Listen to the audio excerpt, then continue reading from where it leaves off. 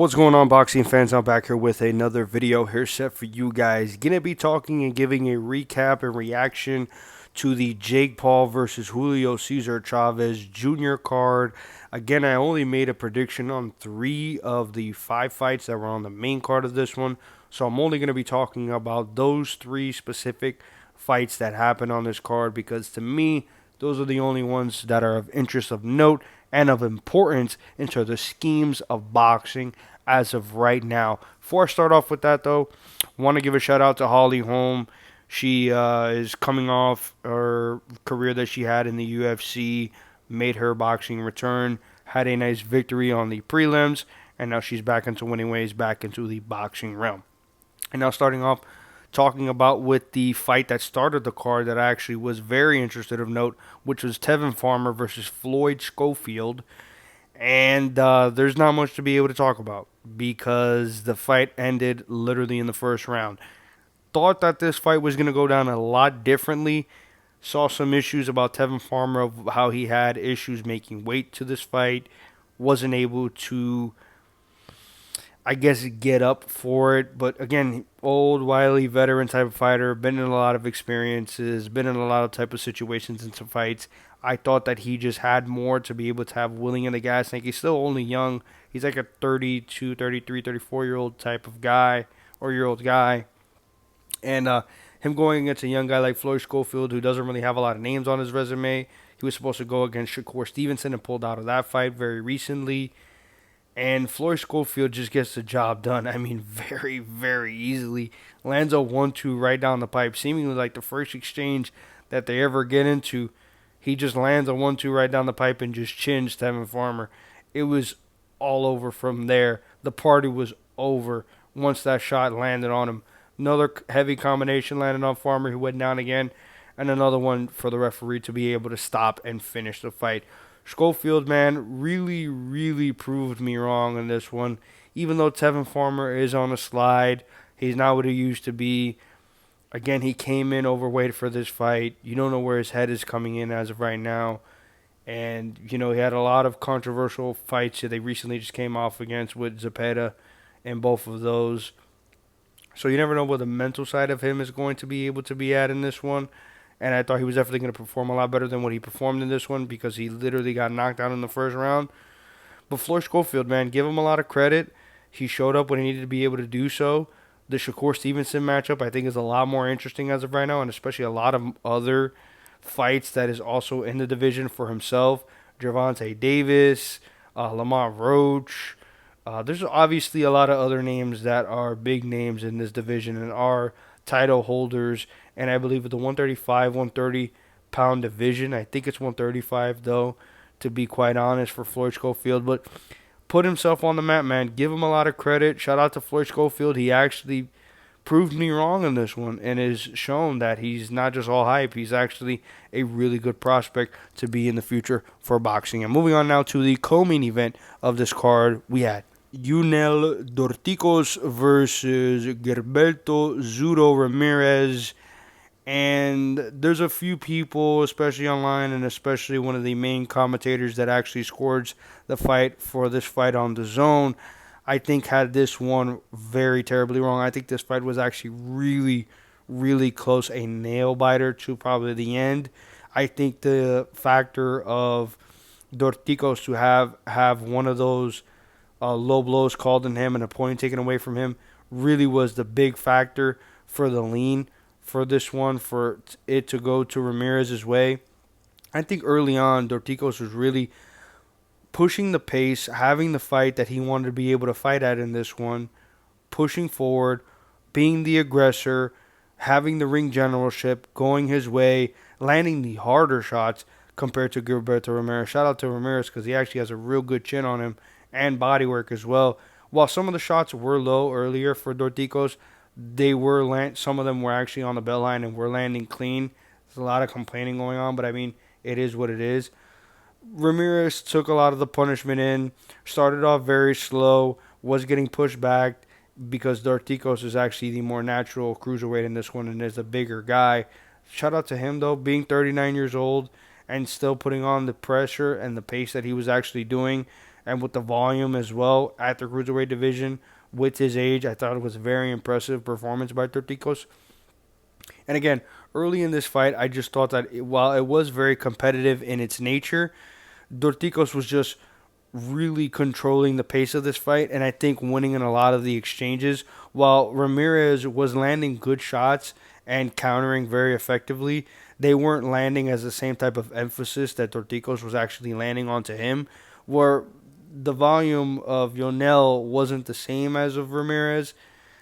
It was just more effective overall. I think later in the fight, though, Ramirez started to be able to take over, have his endurance, being the younger, fresher fighter against Dorticos, and with him carrying all the weight and being the older guy, obviously he's not going to be able to perform as he was doing earlier, but it started to be getting a little bit more on the phone booth, started to get a face-to-face, really inside boxing, Mexican style type of work.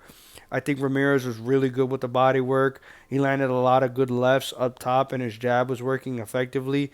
But I think that this performance wasn't great at all for Ramirez, even though I did think that he slightly just edged this one out to Dorticos.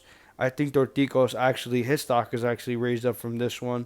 I thought Dorticos, especially with some of the wins and the KOs that he had as of recently, were just pretty much cans to be able to have his name and resume back into the cruiserweight division, to have some type of stakeholding name to go against a guy like a Gilberto Ramirez as a really just keep up fight, to be able to have him get on to the next stage, which is Jai Opatai for the unification of the cruiserweight division.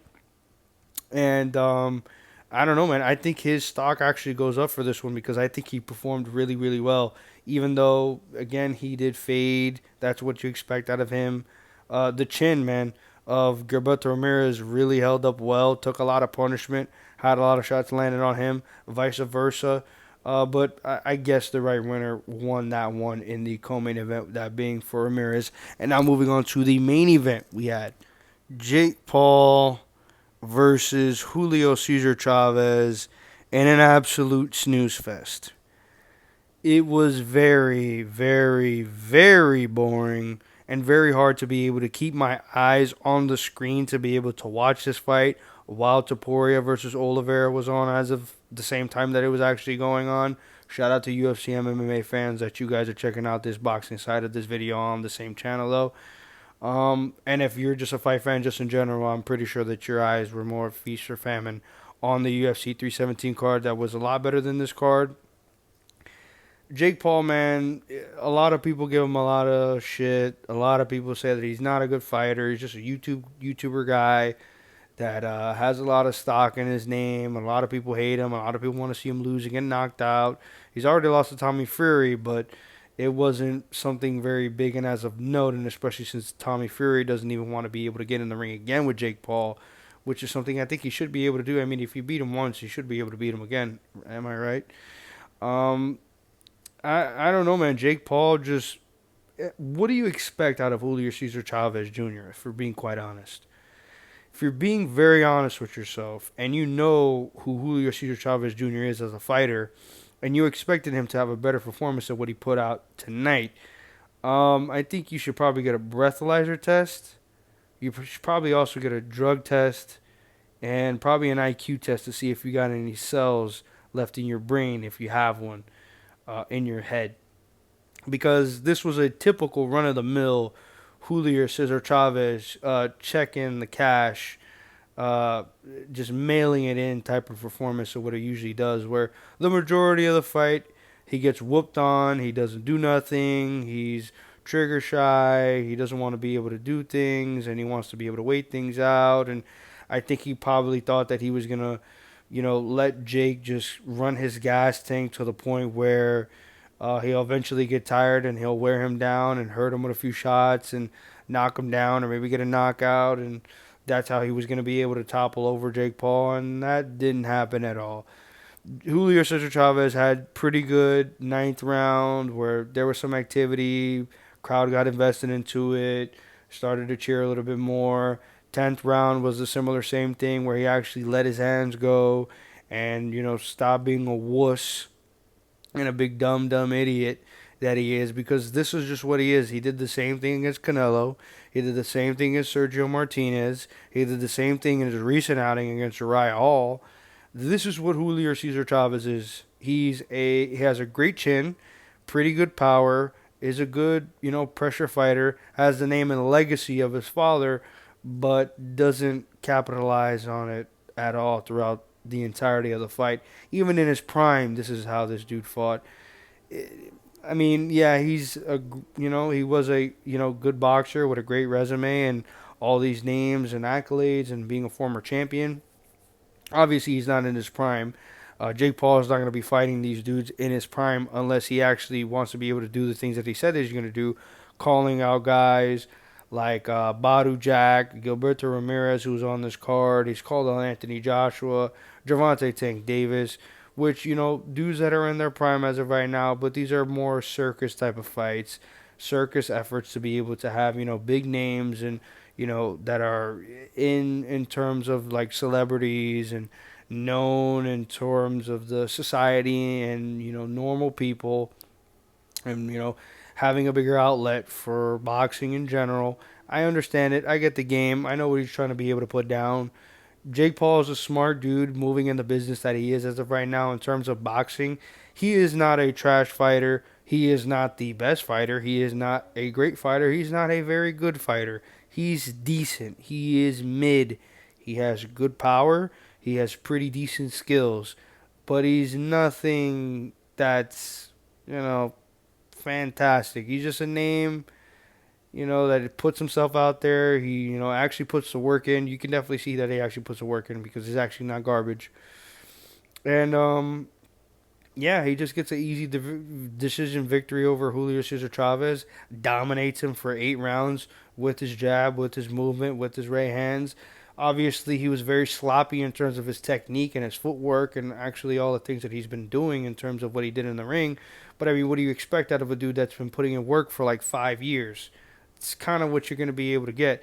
He has good knockouts. He's already won fights. He's been on bigger stages than what he is as of right now and all these other things. But still, technically, as a boxer, he's not good. He's just mid. He's okay. He's decent. He's not that bad. And he gets the job done over Julio Cesar Chavez. If you expected something different to come out of this outcome in this main event, I don't know what you're smoking or what you're doing, but I want some of it, brother, because you're super delusional to be able to think anything else besides this being the outcome, And yeah, like this video if you obviously like this video. Comment your opinions on what you thought of this boxing card on the Zone, that being the pay-per-view for Jake Paul versus Julio Cesar Chavez. Who do you think are some of the matchups that they should be able to match up against each other on this card in general of who you have? There's going to be next up, whether that be Scoffield, Dorticos, Ramirez, Jake Paul, Julio Cesar Chavez Jr. if he's ever going to continue fighting still, I guess. Same thing with Tevin Farmer, man. I mean, that was a heartbreaker for me to be able to see him just get laid out like that in the first round very easily. It is what it is, though. Anyways, and subscribe. Subscribe, boxing fans. You love this type of content, and I love you for loving this type of content because we love each other. And thank you guys again for watching again, and peace.